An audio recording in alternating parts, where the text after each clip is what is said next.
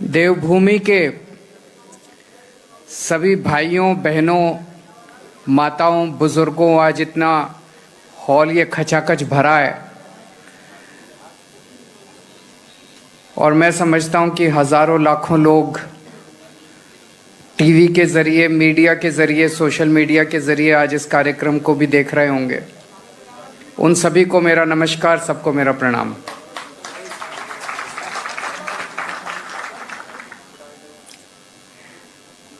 आज मैं आपके बीच में दो बड़ी घोषणाएं करने के लिए आया हूं और मैं समझता हूं कि ये दोनों घोषणाएं उत्तराखंड के भविष्य के लिए, उत्तराखंड के विकास के लिए बेहद महत्वपूर्ण साबित होंगी। पहली बड़ी घोषणा, मैं बेहद गर्व और फक्र के साथ आज ये ऐलान करना चाहता हूं कि आने वाले विधानसभा चुनाव में आम आदमी पार्टी के सीएम उम्मीदवार कर्नल अजय कोटियाल होंगे।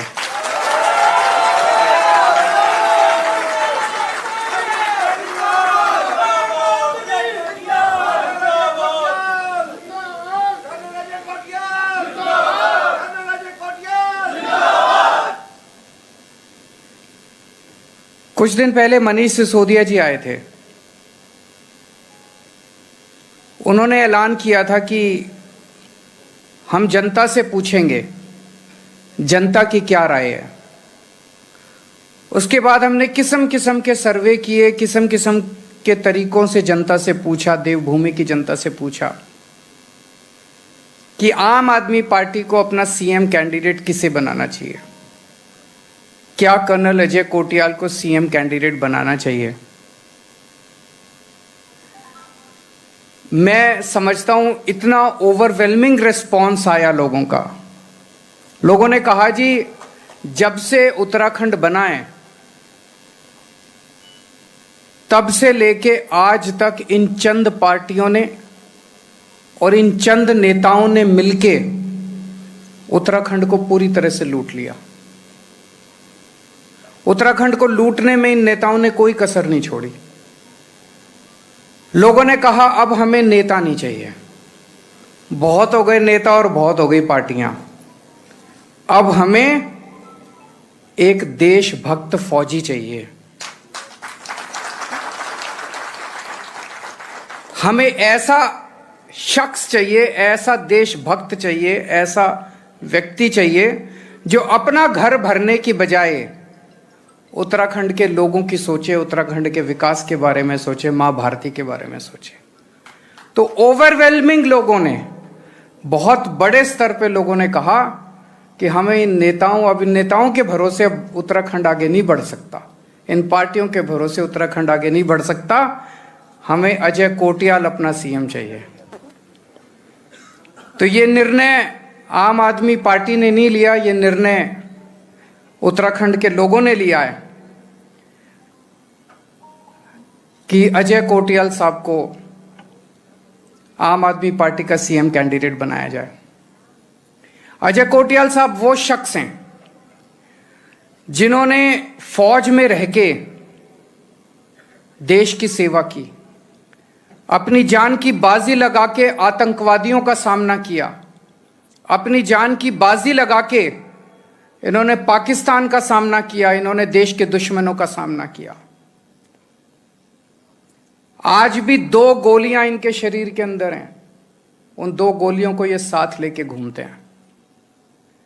जब उत्तराखंड के वो चंद नेता उत्तराखंड को लूट रहे थे, देवभूमि को लूट रहे थे, तब ये शख्स बॉर्डर के ऊपर हमारे देश की सुरक्षा में लगा हुआ था।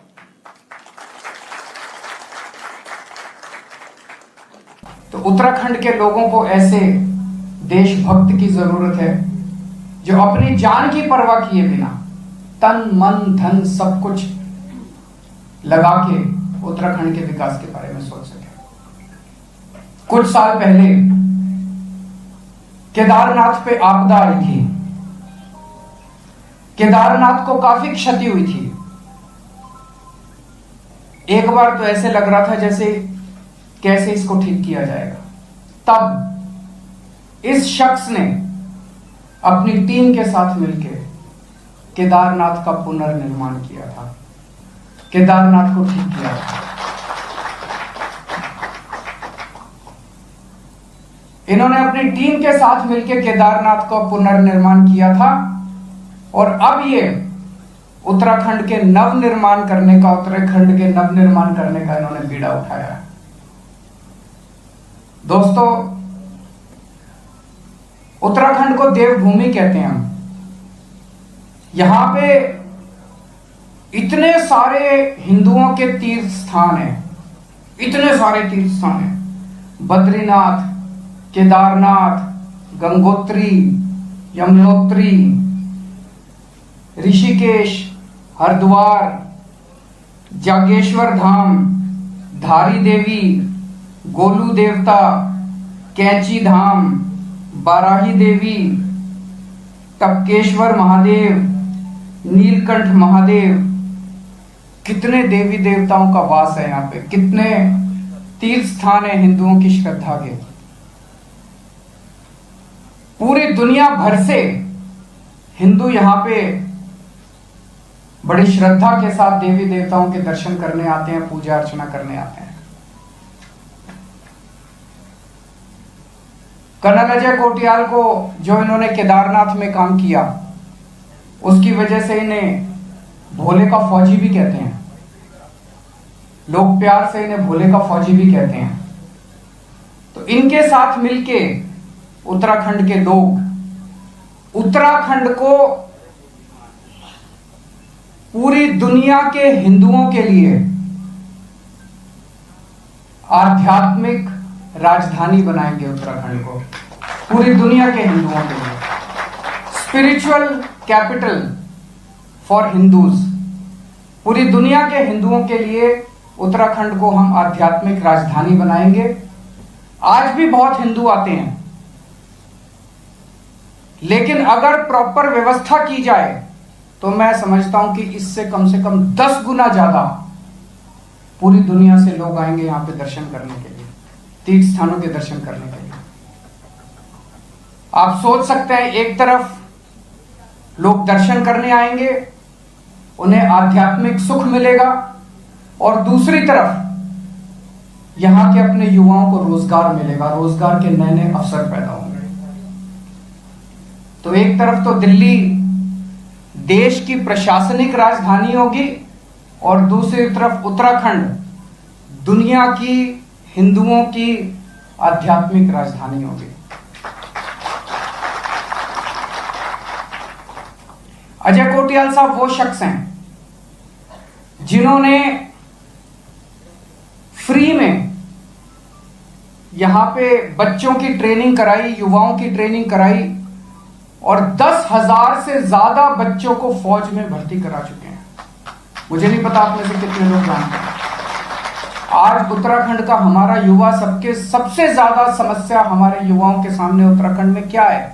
बेरोजगारी की समस्या है, पलायन की समस्या है। छोड़ छोड़ के अपना घर उनको दूसरे राज्यों में जाना पड़ता है। ये वो शख्स है जिसको रोजगार देना आता है, ये वो शख्स है जिसको युवाओं को ट्रेन करना आता है, ये वो शख्स है जो युवाओं के सपने और उनकी जरूरतें पूरी कर सकता है। इनके साथ मिलके हम प्लान तैयार कर रहे हैं।